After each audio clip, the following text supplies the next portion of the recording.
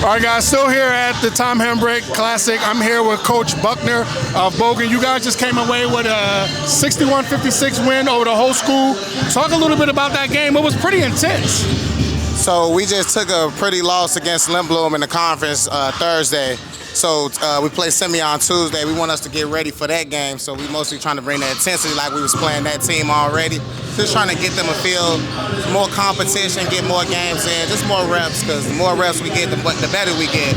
And my kids just need the reps. We're a young group trying to learn and just living off the legacy of old Bogan while Coach Goody was here. So. I was going to speak to that. You guys seem to have a young group. Your leading scorer is a sophomore. Yeah. Having a young group of players like that, a group of student athletes, what are you doing to keep them locked in throughout the school day as practice is going on, as you're getting prepared for games? What is your secret to keeping them locked in? Staying in the gym.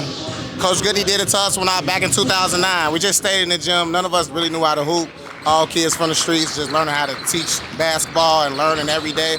And us staying in the gym every day helped us.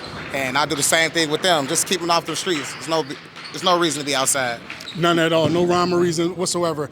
Late down the stretch, referees were a little being refs. Yeah. Okay. Being refs. Oh, okay. Yeah. Let's go with that. Because I don't know if you've seen any of my stuff. I'm pretty hard on refs. Okay.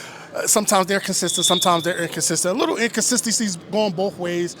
As a coach, and you see the other coach who is a little more animated than what you seem to be, how do you stay locked in when you see that and maybe not getting the calls that you want and maybe not getting the effect that you think should happen to coaches that are that animated? All right, so I'm definitely animated when it comes to being on the sideline because I play basketball, so I'm very competitive, and I just feel like the refs should, make the calls kind of fair on both sides. Mm-hmm. But we always been a team that never got calls. Even when I went to Bogan back in 2009, we never got calls. We always had to play against it.